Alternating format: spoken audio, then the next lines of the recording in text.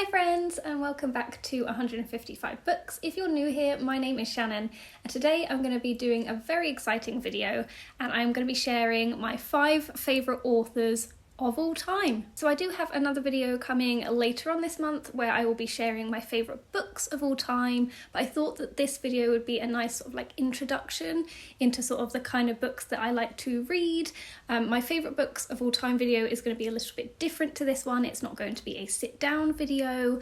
So yeah, today I just wanted to sit down and share with you some of my favourite authors ever. So kicking off at number 1, and these are in no particular order, but I just thought I'd get this one out of the way, is of course William Shakespeare, because as you guys know, I adore William Shakespeare. I've read 10 and a half of his plays as well as the sonnets, and I just, every single time I read one of his plays, even if it's not like my favourite, I leave, like I finish the play and I'm just warm and cuddly inside. I think one of the things that I just adore about reading the Shakespeare plays and the sonnets is that you get something different every time, but then at the same time there's this lovely overarching similarity in them. For instance, like with A Midsummer Night's Dream, which is one of my favourite plays, it's beautifully lyrical and just hilarious and insane and funny, but then you can also read another of my favourites, which is Hamlet, which is written totally differently,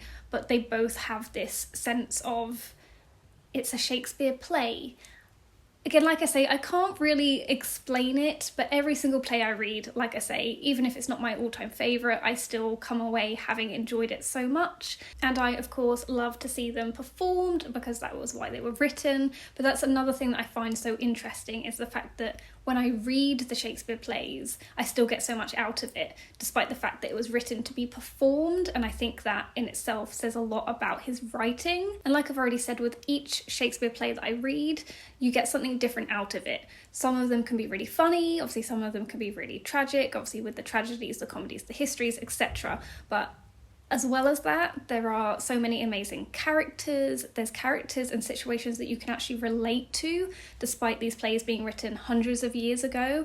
And I think, again, when each time I go to see a Shakespeare play performed and the joy the audience gets out of it, the fact that even to this day people are going to see Shakespeare plays and they're still loved by so many people, just, you know, says it all. So the next author on my list is Daphne du Maurier. So Daphne du Maurier has been one of my favourite authors since I read Rebecca in my first year of university. So Rebecca was and is still kind of one of my mum's favourite books, and that's why I ended up reading it. And I just immediately fell in love with the writing and the characters. And then I went on to read Jamaica Inn, and again, the writing, the characters.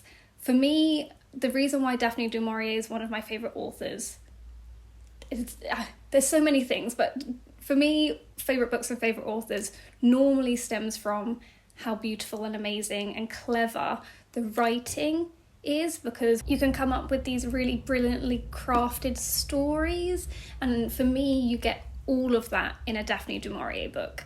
And again, her books and her characters and the themes are still so relevant today. I love how she writes really powerful female characters, especially for me in Jamaica Inn. I know that people maybe wouldn't feel that as much in Rebecca. Weirdly enough, these are actually the only 2 Daphne du Maurier books I've read. I do have this beautiful edition of My Cousin Rachel on my TBR, and this book has been the book that has been on my unread shelves for the longest time. So I've had this since 2017 and I still haven't read it. So the next author on my list, again, will come to no surprise to any of you, because that is, of course, Sally Rooney. We are just a pure Sally Rooney stan here, and I'm not embarrassed or afraid. I just love it. I love her books. I love everything she writes. I've said this before and I still stand by it. I would literally, if she published just a book full of her shopping lists, I would read them and enjoy them. Like, that's just the truth. I have nothing else to say, except that of course I do have more to say, because I could talk about Sally Rooney all day. I have done several other videos on why I love Sally Rooney's books. But again, sort of like Daphne du Maurier, it all stems from the writing. But with Sally Rooney, it's a little bit different. It's like simplistic writing that gets like just packs a punch. There's so much feeling in her writing. Again, the way she writes her characters, the situations they get into, it's all just so real.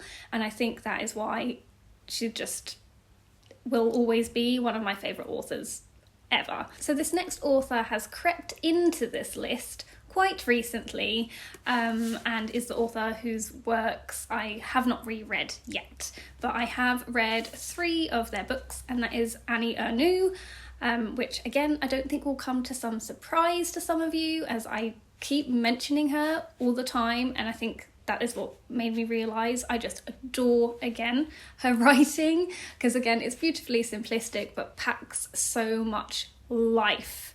She packs so much life into her books. So these are memoirs, and I'm so glad that last year she won the Nobel Prize for Literature, because now more of her work is being translated, because Annie Ernaux is a French writer. So of her currently translated works that have been translated into English, I have read Simple Passion, Happening, and Getting Lost, and I have adored each and every single one for both the same and different reasons. But again, that main reason stems from, like I've said already, the writing. I have mentioned this in another video, but the thing with Annie Ernaux's writing and like her books is that you read them and you come away thinking, why do I not see the world the way she does?